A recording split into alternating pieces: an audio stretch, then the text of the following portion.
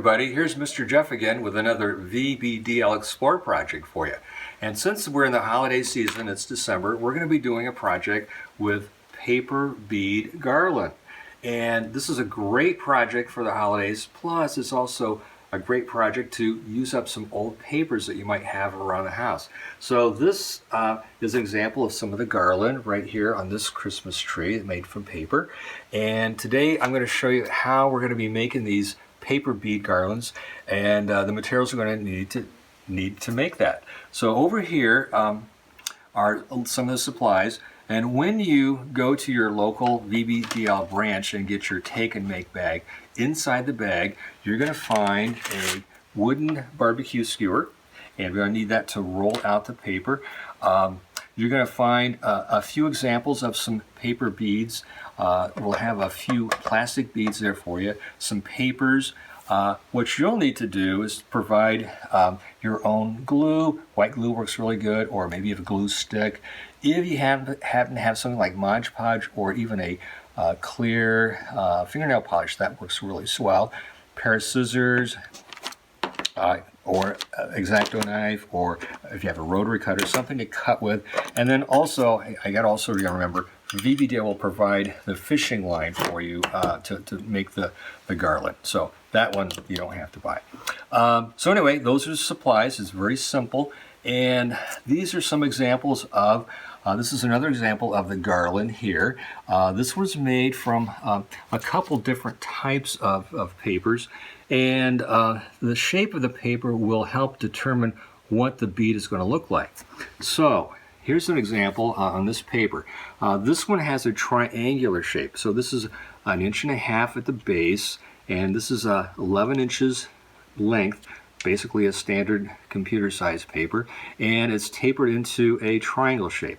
With this shape, that will give you a tapered bead, and the length of the bead will be 1.5 inches. So the width will also determine how long your bead's going to be. This one is a 3/4 inch piece of shaped paper, and it's also 11 inches. So this straight rectangular shape will give you then a cylinder type of shape. So those are used both, mostly the tapered one on here, but there's a few of the bead ones there too, or the cylinder ones. So that's how it's going to, the paper will result in the shape of your bead.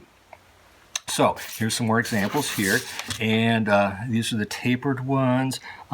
These are made from magazines. This is wrapping paper.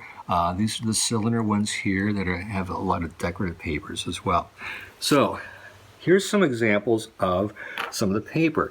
Again, you can use an old magazine if you have something that might have some great color to it, or maybe you just want to have black and white. I drew some lines on here for the triangles already. This is just a plain cardstock, but it's got bright pink color. And this one is the wrapping paper. So I went ahead and drew the lines on here. Again, these are 1.5 inches in width, and then about 11 inches in length. But you can make it any shape and size that you want.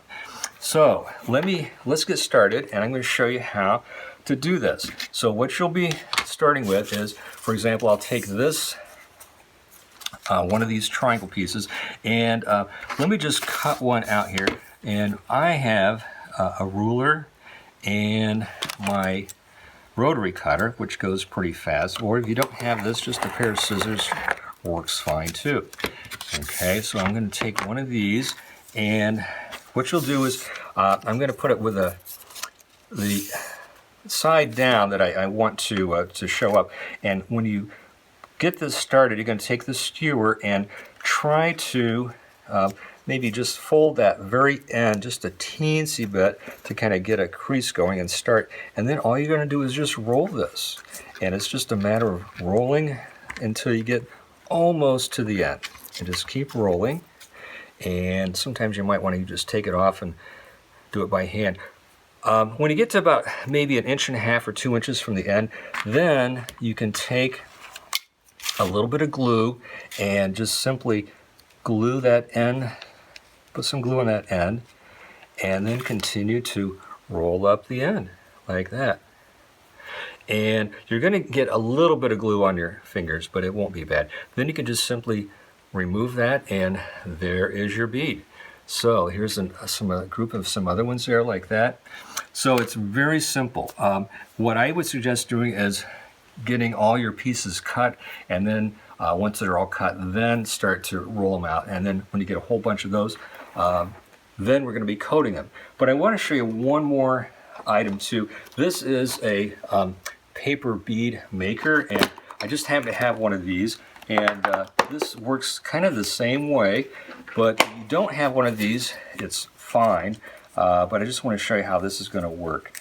I'm going to take this, and this has two little prongs in it like this, and all you do is turn the crank, and away you go. So it's maybe just a teensy bit faster than the, I don't even know, it's even faster than that, but I'm going to take it off and just again glue the end like that, and just continue to roll it up. So, but actually the barbecue skewer is just fine, and so if you don't have one of those, this will work just fine. So the next thing to do is, once you have several of these finished, then you can coat them with the Mod Podge.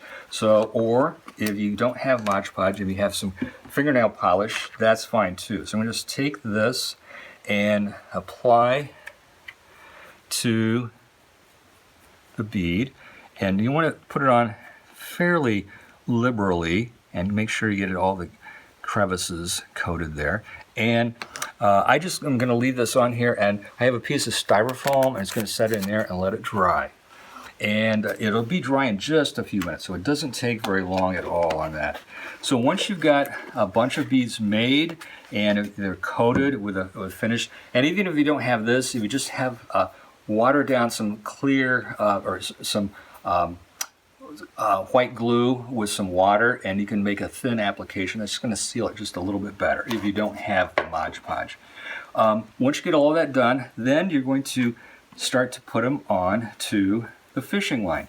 Now what I'm going to suggest, we will give you a small bead that you might want to put at the very end. So if you thread that and then tie a double knot so it's going to be secure, it's going to give a nice little finish to it. Now this one, what I've done is I've alternated between the tapered and the cylinder. So it's a red tapered, blue cylinder, and I've just kind of alternated back and forth that way. So I've got a couple more I'm going to put on here.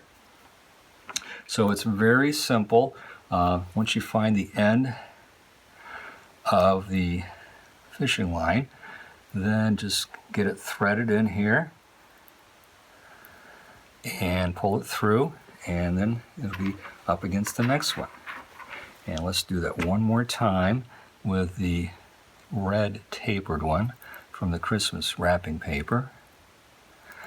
And when you get to the end, I would suggest maybe about 6 or 8 inches from the very end. Then you can put your other final bead on it to secure it, and then again tie a secure double knot. Maybe put a little bit of glue at the end of that, and then you're ready to go. You've just made your great, beautiful garland from recycled material. And you can see this one has both the beads on the ends of this. You can use this to decorate around your house, the mantle, the Christmas tree, any kind of seasonal decoration that you have works great. This particular tree is actually part of our Friends of the Lawrence Library fundraising event right now. So we've made some of these Christmas trees out of recycled book pages. Jenny from the Lawrence branch has done a great job with that. And then this one has the garland on it. So if you're interested in a present, helping out the Friends of the Library, we're just taking donations for those. So that's how to make paper bead garland, everybody. So from Mr. Jeff, wishing you a happy holiday season. See you later.